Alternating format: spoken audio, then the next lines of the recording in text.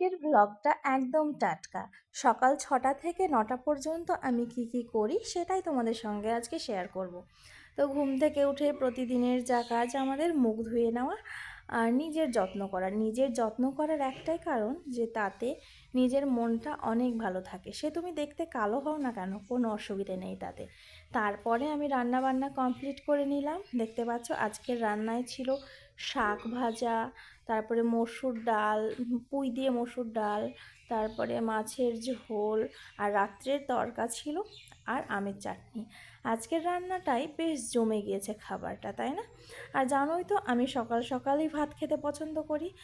আমি না, শুধু আমাদের বাড়ির সবাই। তাই আমরা সকালের ভাতটা আজকে 9টার আগেই খেয়ে ফেললাম, মানে 9টার মধ্যেই খেয়ে ফেলেছি। তাই তোমাদের সঙ্গে একটু ভিডিও করছি। আর যেই সবগুলো রান্না করেছিলাম সেগুলো দিয়ে আজকে সকালটা দেখতেই পাচ্ছ, থালাটা একদম সাজিয়ে নিয়েছি। আর থালা সাজানোর পরেই মেখে ভাতটা মুখে দিতেই মনে হলো যে আজকে একদম অমৃত খাচ্ছি। তো চলো তোমরা ভিডিওটা দেখতে থাকো, আর সেই ফাঁকে আমি খেয়ে নিই।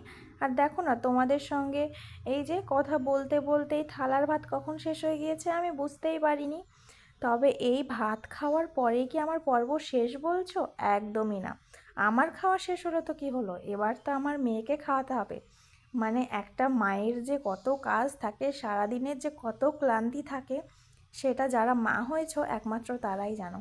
এখন আমার খাওয়া হলো আর আমি তারপরে মেয়েকে খাওয়াতে বসেছি। আর সব সময় আমি কিন্তু আগে নিজে খেয়ে তবেই মেয়েকে খাওয়াতে বসি, তাতে আমার মন মাথা সব কিছু ঠান্ডা থাকে বলে আমার মনে হয়। তোমাদেরও কার এরকম মনে হয় অবশ্যই কিন্তু জানিও। নিজের ভিডিওতে তো কখনো 24 ঘন্টা তুলে ধরা সম্ভব হয় না। এর ফাঁকে আমার সব কাজ হয়ে গিয়েছে, তোমাদেরকে শেয়ার করতে পারিনি। তবে সব কাজ কমপ্লিট করার পর একটু বিছানায় শুয়ে শুয়ে এই যে মোবাইলের অ্যাপসগুলোতে প্রোডাক্ট দেখা আর দেখে দেখে অর্ডার দেওয়ার মধ্যে একটা আলাদাই শান্তি আমার মধ্যে কাজ করে। তো যাই হোক, ভিডিওটা এই পর্যন্তই। ভালো লাগলে একটা লাইক করে দিও। আজকের মতো এই পর্যন্তই, টাটা।